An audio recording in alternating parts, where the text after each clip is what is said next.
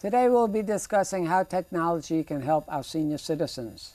You see in the paper every day about the explosion of the over 65 market. You hear things that today 10,000 people became 65, and these people, as they get older in 80s and 90s, have communication needs. Today we'll be discussing how technology can help them communicate. And remember, someday you're going to be a senior citizen if you're not already one, so stay tuned.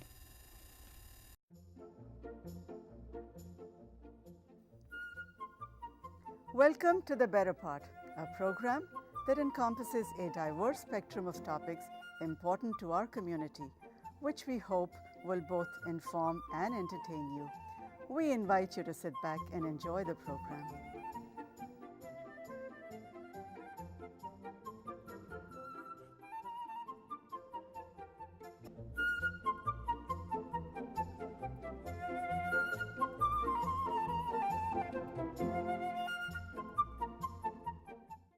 Hello, I'm Phil Lenahan of The Better Part.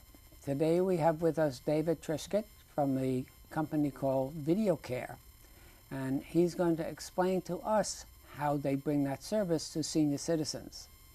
He's spent many years in the technology industry, a lot of them at Adobe, and he's into video. He has graduated from the University of Florida with a bachelor and master's degree in electrical engineering. Welcome, David. Welcome to the show. Thank you. Glad to be here. Okay. How did you get from the commercial high technology into servicing seniors in your career? What brought you on that path? Good question. My previous company, I was CEO of a company in the video compression space, and we did a lot of work in terms of delivering videos for companies like Amazon and Yahoo. After we sold that company, I started looking around for what was next, and I kind of wanted to do something that would be a little more socially relevant. And one of the issues I face with aging parents is, how do I better take care of them when they're 3,000 miles away? And from that came the idea for the video care system. How serious is our problem with the gigantic growth in senior citizen population? It's a huge problem for America, and actually for every country in the world right now, because you have this expanding population, you have a limited number of people who can provide services, and you have a great increase in the healthcare cost. Now in America, we've got about 18 million people over the age of 75, and that number is growing at about 20%. So you have it's one of the largest growing segments in the population, and it's also a population that is the most expensive to provide services for. In our case, we started looking at this problem and said, all right, there are 18 million people over the age of 75, but 75% of those people don't use a computer. So that's a huge problem, because there are all these amazing things that computers do and all these amazing things that have transformed people's lives, but there are about 15 million Americans over the age of 75 who are completely left out of this transformation. And so what do you do? It's a very big problem, because there are these great things that technology could do, but the person you're trying to help doesn't use technology. So you have a chicken and egg problem. And we set about trying to figure out a way to solve that problem. A normal, quote unquote, normal computer, the problem with it is that the person using the computer is also expected to be the person managing the computer. And it's in the managing that often a lot of the complexity happens, because if you think about it, the managing of the computer is managing things like operating systems and updates and file locations and applications. And yet there are some very good models out there where there are computers that you don't manage, but you still use. And a classic example is an ATM, right? The ATM is a computer, right? There should be no doubt in your mind that an ATM is a computer. And yet, when you go and use that ATM, do you know what version of the operating system it's running? Do you check your email on it? Is it your problem if it doesn't work or not? No. It has a very limited set of features controlled by a limited set of buttons. And everything about it is remotely managed. So if Bank of America wants to put up a new mortgage rate on 30,000 ATMs, they don't send a guy to every one of those ATMs to reprogram that particular ATM. That ATM communicates with a central server. The central server tells it what to display. Now, my grandmother, who was born before cars, before she died 20 years ago, was using ATMs. She never learned how to use a computer, but she learned how to use ATMs because it was simple enough and it was remotely managed. And so that's the concept that we have tried to bring into the home, which is to take a computer but remove the complexity but leave the services that are most necessary. And that's what we've done. So this is an enhancement to what we call aging in place? It's very much enhancement aging in place, because one of the issues, aging in place, but also even if you're not aging in place, but you're aging not with family. I mean, that's the majority of people. Again, this has all changed. 50 years ago, everyone would live with their family as they aged, but now the vast majority of people don't live with their families as they age. And so they're either living in their own homes by themselves because spouse has died, or they're living in a community, but again, the community might be 50 or 500 miles away from family. And so we're trying to say all of the things that a younger person uses technology for, which are communication, entertainment, education, all those things, social connectivity, those things are valuable to somebody in their 80s and 90s as well. So can we bring those concepts but do them in a simpler way? Because the truth is, for many people over the age of 80 or 85, you can't just give them a computer and say, good luck. Oftentimes people come to us, they say, well, you know, we tried to get mom a computer, but it just sits there. She won't use it. She's scared of it. She doesn't know how it does. And so we try and address those issues. And that's what we've done, which is to take a computer, but put a layer of simplicity on top of it and remove all of the management to make that happen remotely, so that the person using the system doesn't have to think about things like operating systems and files and folders and browsers and applications. They just do, it's like if they want to make a call, they touch the call button. And they don't need to know that behind the scenes there might be Skype or WebRTC or some other technology that's happening.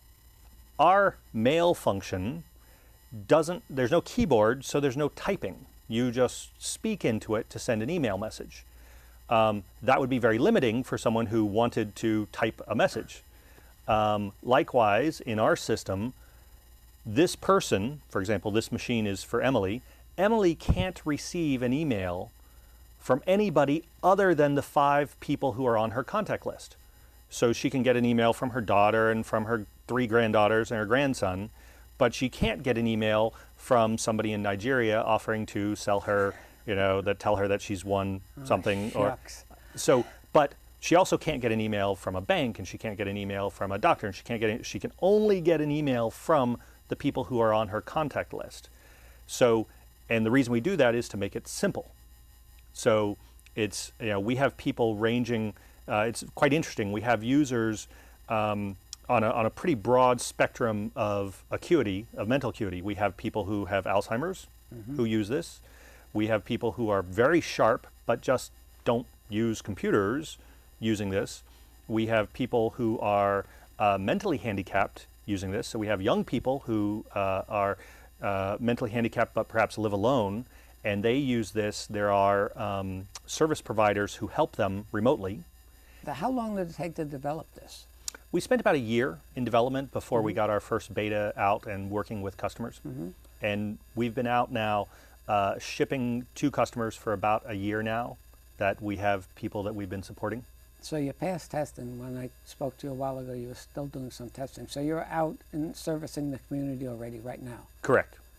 Okay, so why don't you start us on a little tour, and I'll let you run this program from your program. My pleasure. So the first thing you'll notice is that there is no operating system that the normal computer would have. So even though this is a normal Windows 8 computer, we hide the computer part of it from the user. They simply get a few simple buttons.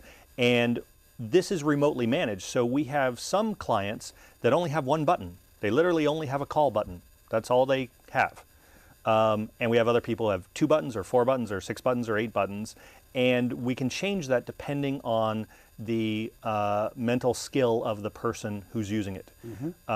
So, because that's the reality, there is a cognitive decline for many seniors, and we're trying to address that. So, who controls how many buttons are going to be there? We do. Okay. Actually, we control everything remotely, and so we can configure it for each user.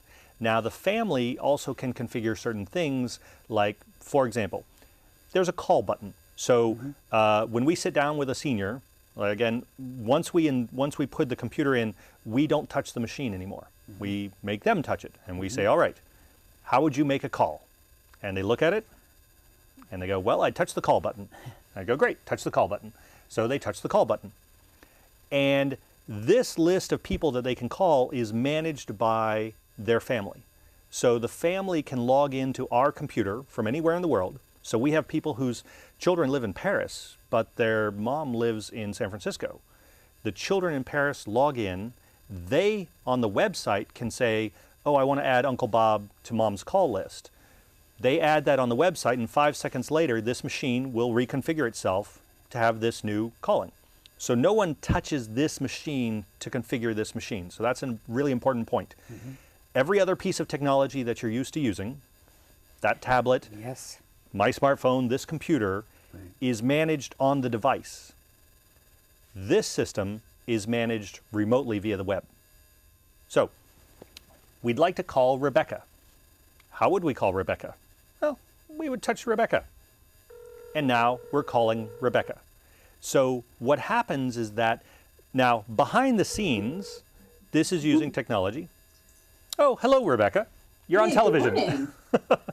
So, how are you, David? Very good. So this is Rebecca. She can see you. Well, if you lean forward, she could see you. I can see her. Oh, hi, Rebecca. I see someone with a tablet. That's me. So what happens is Rebecca's on a call with us. Now, Rebecca could be in the next town. She could be in the next state. She could be in another country. And so now, what program are we using to make this video call? Doesn't matter. You don't know. Exactly. What's her Skype address? You don't know. No. What's the IP address used to configure the video connection? Don't know. Nope. That's the whole point. We've hidden all that. So all of that is hidden from them. And during a call, what's nice is that Rebecca could say, oh, let me show you photos of the grandkids, or let me show you photos from the trip we took, or let me, and so there's a way to engage a senior, because there are 2 ways this gets used. The first off is to show them photographs and videos from the other people's lives, right? To say, okay, this is the trip I took. These are the grandkids. This is what the grandkids do today. But the other thing that you can do is to do something. Well, for example, she's going through and maybe she's showing some pictures from your past, right? Okay. So from the senior's past, there might be something that the senior could then talk about, like, oh, that's when we were, that was our anniversary. We went to Jamaica in 1953, and oh, this was the place we stayed at. And so it can be used as a memory trigger in the same ways that if you were in person visiting the senior, you might flip through a photo album. Well, this can do the same thing, only now the person you're doing it with is the granddaughter who's 3,000 miles away. Now, what's been great is we have people, for example, who have never actually met their great-grandkids in person, but they read them bedtime stories.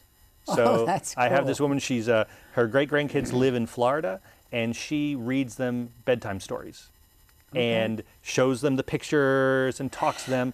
Now, the family can't really afford to fly everybody out to California, and she's done traveling. She's not going to get on a plane again, but she has a connection to these great-grandkids. So it's been really nice. And then Rebecca can go ahead and go back to the regular video, and then she can hang up on us. So goodbye, Rebecca. Thank you for your visit. Where is Rebecca? Where are you, Rebecca? Oh, she's in Menlo Park. Oh, okay. So that's the core calling features. Now, One question, Sure. why the limit on the number of people you can call? Can you add 2 more, but you have 8 there? We have 8 on the screen. If we added more, it would have a big arrow to go to the next screen. Scroll, so, okay. Absolutely, and it would look something like this. Like if you went to photos, to give you an example, Yeah. you'd have a big arrow going next. Oh, okay. And so that just lets you go to the Okay. next section. So in something like photos, you might say, okay, well, here's our wedding pictures. And so you can go through and see the wedding pictures. Now, some of this is therapy for Alzheimer's people, aren't they? Absolutely. We actually have some people, it's quite interesting. We have some Alzheimer's clients who use this on their own.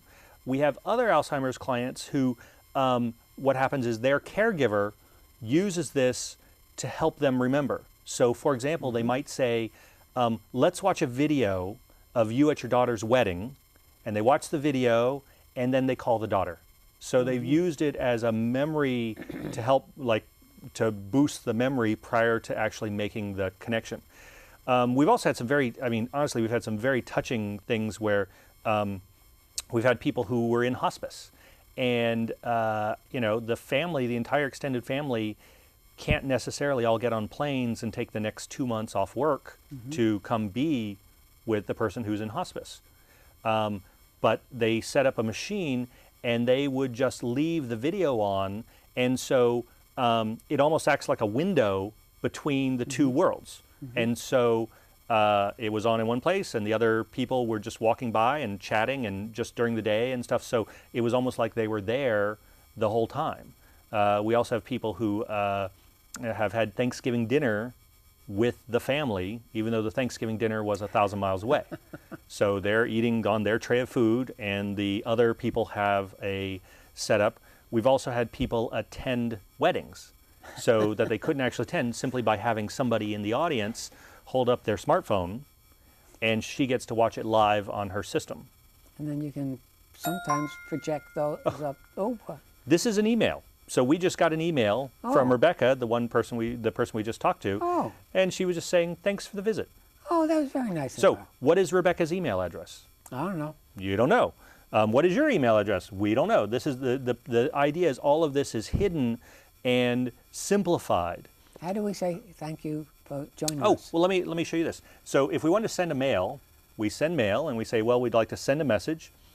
And in this case, just to do a test, I'm going to send a message to myself so you can see what it looks like. I'm going to send a message to David, and we're going to say, press start. Oh, hi, David.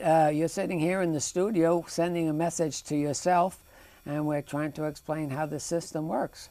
And this is neat. I don't have to use spell check and get those funny corrections. So that, 5 seconds later, shows up on my phone. So I want to see what this message looked like. So I got a message from this person. I got an email message from this person. And hold it to your mic. David, you're sitting here in the studio sending a message to yourself, and we're trying to explain how this... So what happens is that we have people who are in their 90s who have daily email communication with their family, even though they don't know what email is. They don't know what the email address of their family is. They don't know what their own email address is. And yet they're doing email back and forth. And they can receive pictures and everything, all the things that you might want to do, but simplified.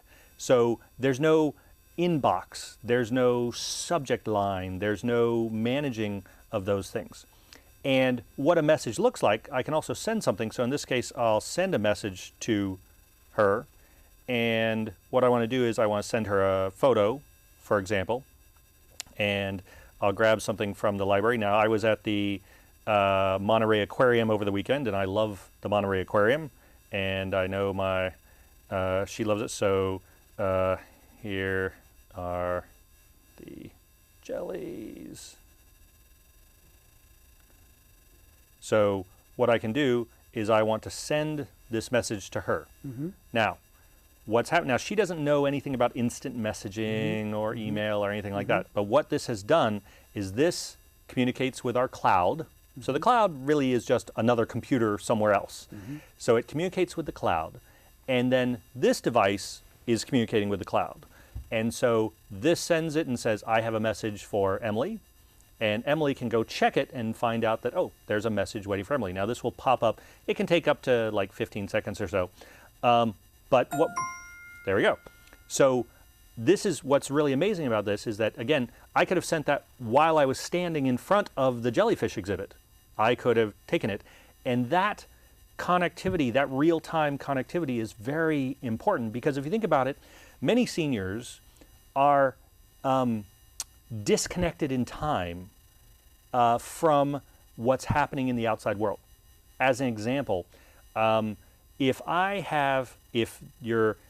granddaughter or great-granddaughter has chocolate all over her face because they're at a birthday party, seeing that picture right when it happens is much more powerful than if I come and say, oh, 3 months ago, we were at this party and look at what your great-granddaughter did.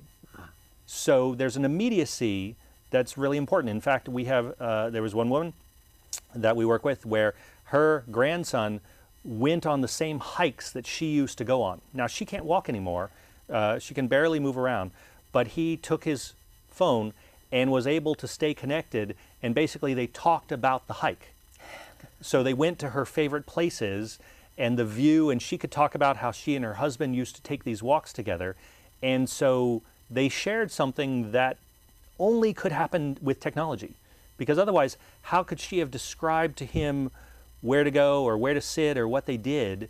And so they were able to have this connection, even though she knows nothing. She knows nothing about technology, and yet she was able to be a part of that. Now, how would the medical doctor communicate with them? Same thing. They can be added to the call list. So a medical professional could be part of the calling list, and we do have people who use it that way. In facilities, it might be the front desk. Maybe instead of, you can actually have a face-to-face talk with somebody at the front desk. You have things like the calendar, what's happening in your day, so that you can remind them.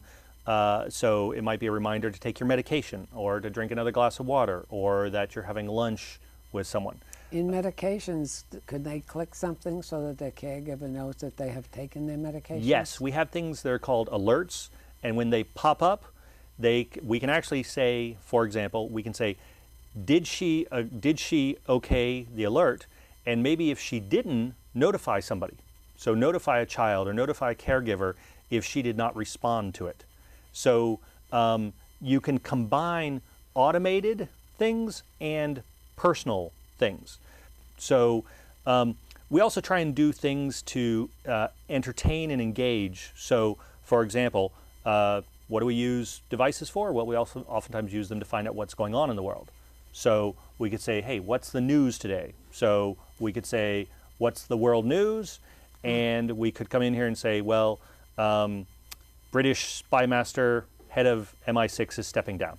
So now we can read a little bit about this, and we could make it larger so that we can read it, and we can go through and read about that. And so we've got access to a live news system. We also have access to millions of videos that are online. So you might say, oh, I'd like to have something in, well, my favorite is something like a comedy, and I want to say, okay, here is a baby. And so this baby, when he's now fascinated by, I have people who watch this video probably 50 times of just this baby being amused by paper being torn.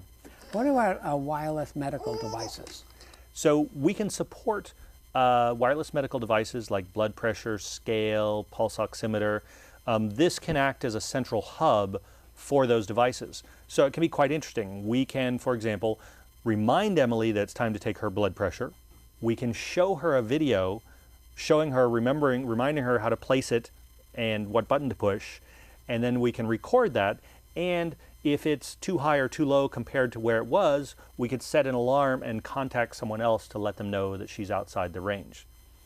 Again, something I just want to stress is that everything about this system is remotely managed. So when there's a software upgrade, the senior isn't trying to figure out the upgrade. That's all just being managed behind the scenes for them.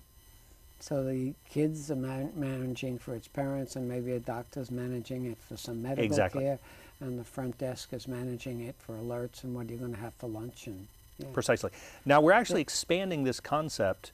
This summer, we're actually we've looked at this problem where there are smartphones. These have taken over the world, but many seniors are left out of the smartphone world, and so you have again millions of seniors still using feature phones and flip phones. Why? Because they feel that they're simpler. You turn on a standard phone these days, and it starts out with somewhere between 24 and 36 buttons. That's very intimidating, and all the configuration that has to be done on the device. So what we're doing is again, something very similar to this, where we're making a simplified smartphone with maybe 6 buttons and with an ability to do things that are very helpful. Like, for example, I might say, with my mom, is the battery charged on her phone, right? Because she forgets to charge it. And I can know whether she's charged her phone or not. And I can know whether the phone has moved or not. And I can, help her with it remotely. Well, we're running out of time. Thank you for the time you've spent with me. This is a very fascinating system, and I think it's going to open up the lives for millions of people. Thank you very much. And we're trying. It is now, on the screen will be some contact information for any viewers who want to get any more information on this. We thank you very much. Thank you for joining us today. My pleasure. Okay, it was fun. Thank you for watching The Better Part today. We hope you enjoyed our program on technology and how it is helping senior citizens. Remember, someday you will be one if you're not one already. You can also find our programs on YouTube and the Santa Clara County Library System. See you next week on The Better Part.